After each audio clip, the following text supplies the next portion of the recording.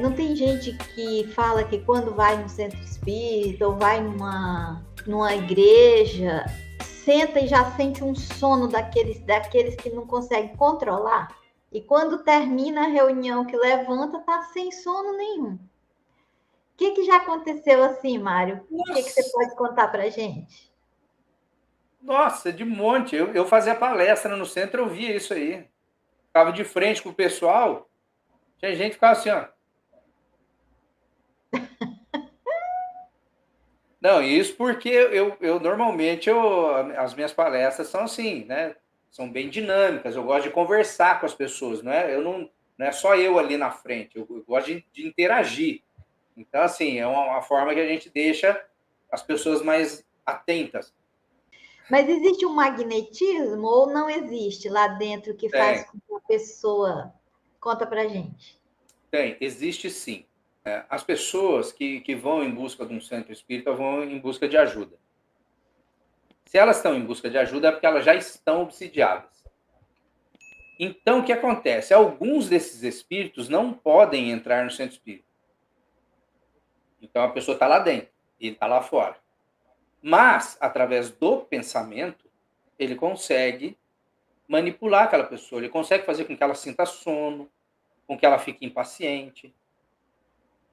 Então, assim, ele consegue influenciar, melhor dizendo, não é manipular, influenciar.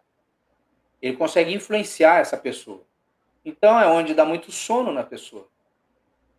Né? Então, assim, por que eu falo isso?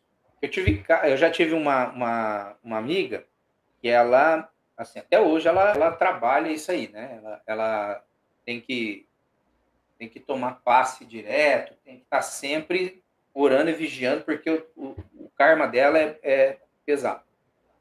Ela fala para mim assim, desde que eu conheci, ela fala para mim que essa última encarnação dela, ela foi médica na Segunda Guerra Mundial. Ela trabalhava para os alemães. Acho que ela era alemã. E ela participou muito daquelas atrocidades, daqueles experimentos.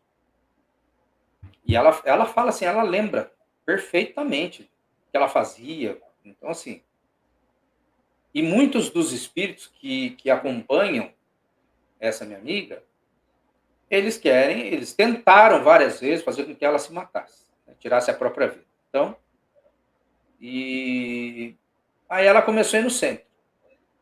Ela começou a ir no centro e tal, não sei o que, toma passe toda segunda-feira e tal. Aí acabava o centro 10 horas mais ou menos da noite, vim embora com a minha esposa. E a campainha tocava. A primeira vez eu estranhei, desci, fui lá ver a ela.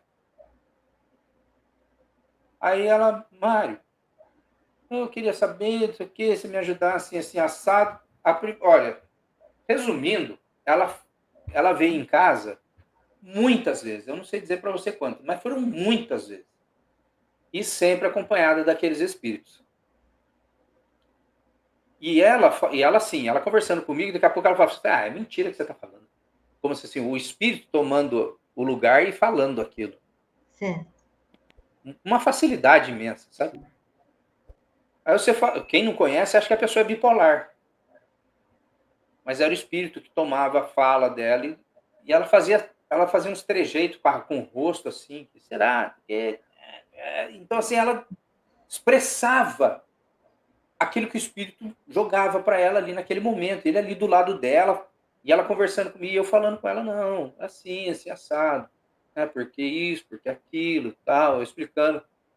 Olha, teve dia que eu subi, que eu saí de lá, que ela falou assim, então eu vou embora, tá bom, era meia-noite, muitas horas, ficava ali na frente de casa conversando com ela. Um belo dia, eu encontro com ela na cidade, tudo bem, Aí ela virou para mim e falou: Você lembra aquela vez que eu ficava lá na frente da sua casa? Eu falei: Lembro. Então, lembra aquele espírito assim, assim, assado? Eu falei: Sim, lembro. Então, ele está pedindo desculpa para você.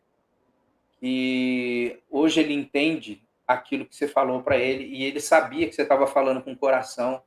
Você não estava falando da boca para fora. Mas ele não estava no momento de aceitar ainda. Hoje ele agradece a tudo aquilo que você falou para ele, né, para mim, né, ela falando, para mim, mas que ele estava do meu lado, ele entendeu, e hoje ele está trabalhando para o lado certo, né? Ele me ajuda bastante e tal, mas eu ainda tenho os outros que eu tenho, né? A dívida dela. Então, assim, e teve um dia que ela subiu, ela veio aqui no meu apartamento, e ela, nossa, eu tô morrendo de fome. Falei, então vamos almoçar, eu vou almoçar agora, você almoça comigo. Aí ela subiu. Aí eu preparei um almoço, ela almoçou tal, e eu conversando com ela sobre o evangelho, e ela assim, ó. A influência dele lá de fora. Ela não estava com sono. Então, assim, acontece muito. Acontece muito. A pessoa que ela não ora, não vigia, acontece muito. Influência. A influência é tão grande, o magnetismo está tão impregnado muitas vezes, não é, Mário? Que a pessoa sente as mesmas sensações, emoções que o espírito emana para ela, porque está acoplado, de certa forma, via energética, e às vezes a pessoa sente uma raiva, um ódio, uma coisa que ela julga que é ela, e muitas vezes não é. Sim. Mas a nossa lei aqui, o nosso Código Civil, o nosso Código das leis, ainda não acusam espíritos obsessores de crimes. Então, mais uma razão para a gente vigiar e orar, não é isso, Mário? Com certeza. Não tem como algemar o espírito, né? Não, e não pode acusar o espírito. Então, você imagina se ele toma de conta a certo ponto que ele leva você a fazer coisas que você não gostaria, que você jamais faria, dependendo do nível de acoplamento entre essa consciência extrafísica e a pessoa encarnada, ela incute ideias tão claras que são eleitas pela pessoa como sendo delas próprias. E aí depois a pessoa relata, né? Não sei onde eu estava em mim, o que que eu fiz, o que que eu fiz, eu não sei o que aconteceu, né?